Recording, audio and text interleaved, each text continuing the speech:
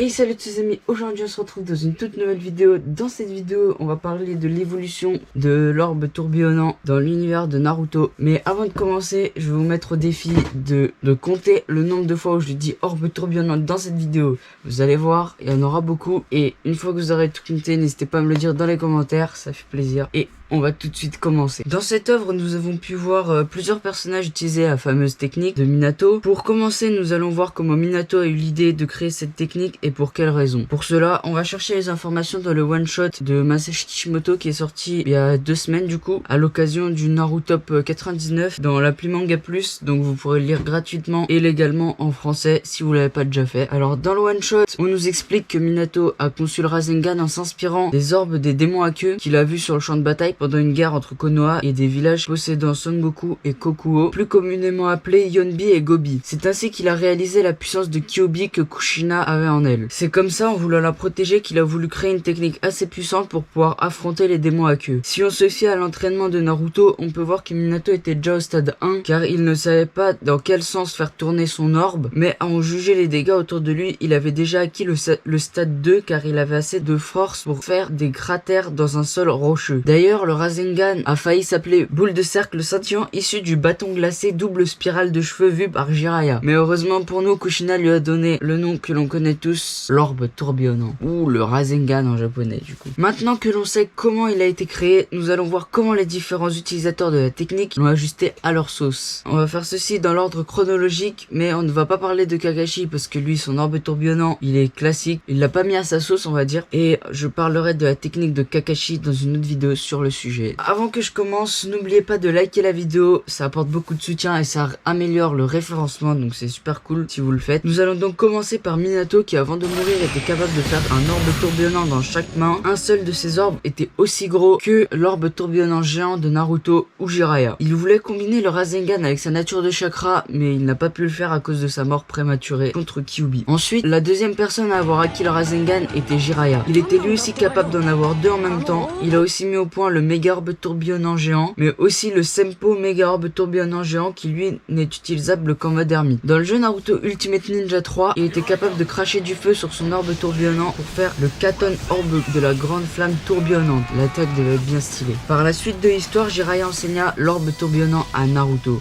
Naruto a créé énormément de variantes à l'orbe tourbillonnant. On va commencer par le Rasengan Vermillon lorsqu'il était enfant. Lors du combat contre Sasuke, il était sous sa première forme de Kyuubi avec une seule queue pour affronter les 1000 oiseaux de Sasuke. Il matérialise son orbe tourbillonnant sans l'aide de clone, juste grâce à la couche de chakra rouge qui contenait son orbe. Ensuite, après l'ellipse, Naruto a appris à utiliser l'orbe tourbillonnant géant que Jiraiya lui a appris pendant les 3 ans. Et dans le jeu Naruto Storm 2, il était capable de créer un orbe tourbillonnant du démon renard qui était à peu près comme le Rasengan Vermillon mais sans le chakra qui l'entourait. Il consistait à utiliser du chakra de Kyuubi en gros. Ensuite, il créait le Futon Rasengan qui consiste à insuffler la nature de chakra Futon dans l'orbe. Ensuite, en travaillant suffisamment cette technique, il a créé alors le Futon Rasen Shuriken. Il n'était pas capable de le lancer, mais bon. Au fil de l'histoire, lorsque Naruto a appris à utiliser le mode ermite, il pouvait renforcer ses techniques en y mettant de l'énergie naturelle. Grâce au mode ermite, il a pu maîtriser l'orbe Fury, donc qui consiste à avoir 2 orbes dans chaque main. Il peut aussi renforcer son méga orbe tourbillonnant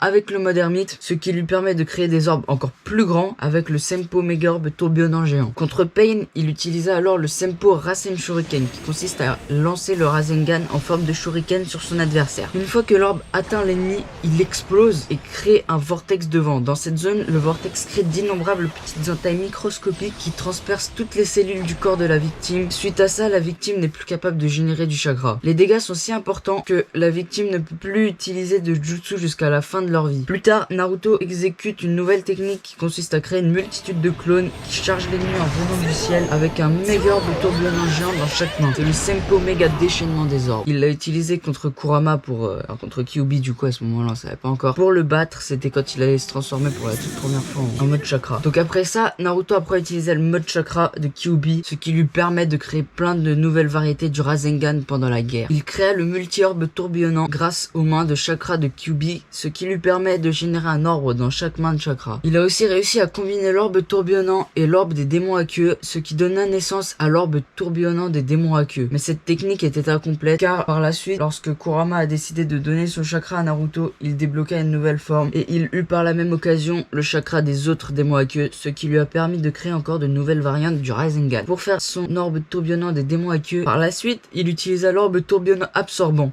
Pour effectuer cette technique, il doit créer un orbe tourbillonnant géant qu'il tient avec une main de chakra dans son dos, puis avec d'autres mains, il vient chercher des adversaires qu'il va attraper et amener sur le Rasengan, ce qui donnera un effet d'absorption. Il a surtout utilisé ça contre les Zetsu blancs. Il utilise aussi la technique du mini-orbe shuriken qui consiste à créer deux petits bras comme ça sur son doigt qui dépasse là et là, sur son index, qui forme un Rasen shuriken miniature, mais il est aussi capable de l'inverse, le Rasen shuriken géant. Durant cette guerre, il était capable de créer un orbe tourbillonnant plus grand avec des petits orbes qui gravitent autour. Cette technique est nommée l'orbe tourbillonnant planétaire. Je trouve cette technique trop stylée. Avec cette toute nouvelle forme, Naruto est capable de créer encore plus de Rasen shuriken. Il a la possibilité d'en créer 2 par main, ce qui est impressionnant quand on sait à quel point il a galéré en forme de base à uniquement en créer un seul et ça sans le lancer. Grâce au chakra de Shukaku, Naruto fut capable de créer un orbe tourbillonnant qui immobilise l'adversaire à l'aide de la marque maudite qui se trouve autour de l'orbe. C'est le Jinton Rasengan, ce qui lui a permis de battre un des Madara invisibles. Comme il a reçu le chakra de tous les Biju, il a alors pu combiner leur nature de chakra à celui de son Rasen Shuriken, ce qui lui a permis de créer 9 nouvelles variantes pour le Rasengan, comme s'il n'en avait pas assez MDR. On va commencer par le chakra du démon avec le moins de queue jusqu'à celui avec le plus de queue. Malheureusement, elles n'ont pas tout un nom car elles sont apparues dans une attaque combinée appelée le Senpo Mega Orb Shuriken démoniaque en français. Donc je vais essayer de leur donner un nom lorsque c'est possible. On commence alors avec le Rasen Shuriken de Shukaku, le démon à une queue qui utilise du sable magnétisé.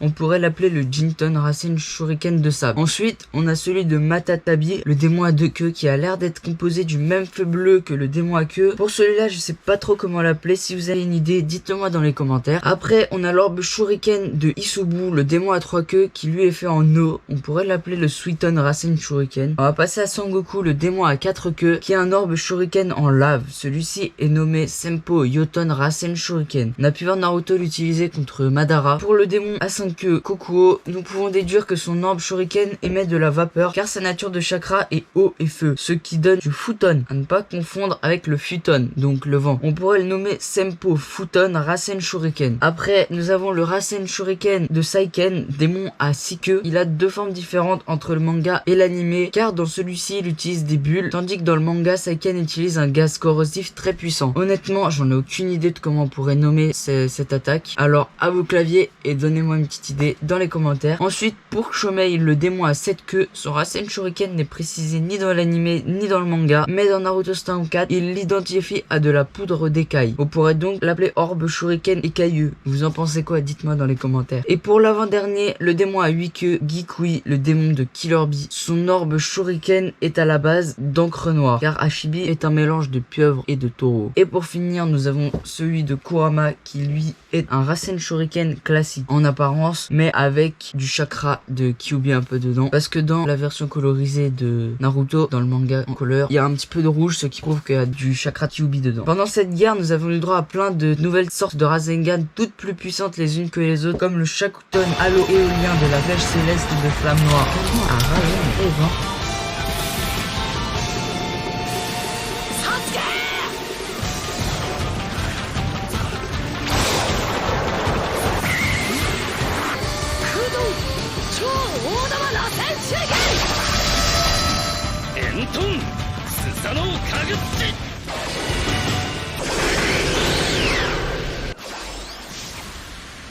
火を助けてさらに大きな力にできるのは風の力だけだってことだ。風車のような手裏剣に漆の光沢より黒い矢、名付けて尺トン、降臨疾風漆黒の矢ゼロ式。 Maintenant que je vous ai parlé à peu près de tous les différents orbes tourbillonnants de Naruto, nous allons passer à celui de son fils Boruto, qui a créé sans le vouloir le Vanishing Rasengan, qui, si vous ne le savez pas, a la particularité de disparaître quelque temps avant l'impact.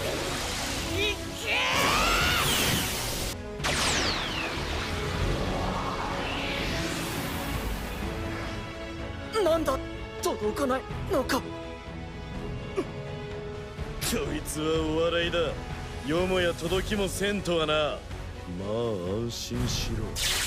貴様ら全員行くところは同じ。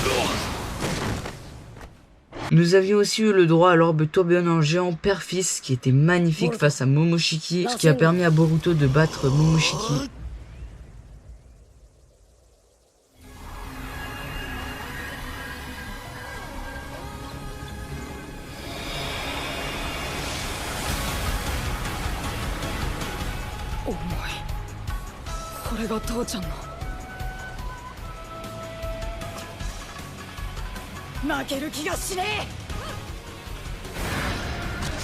Ah! それ式の動きで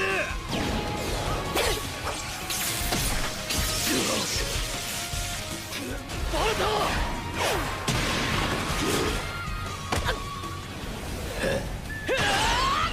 貴様か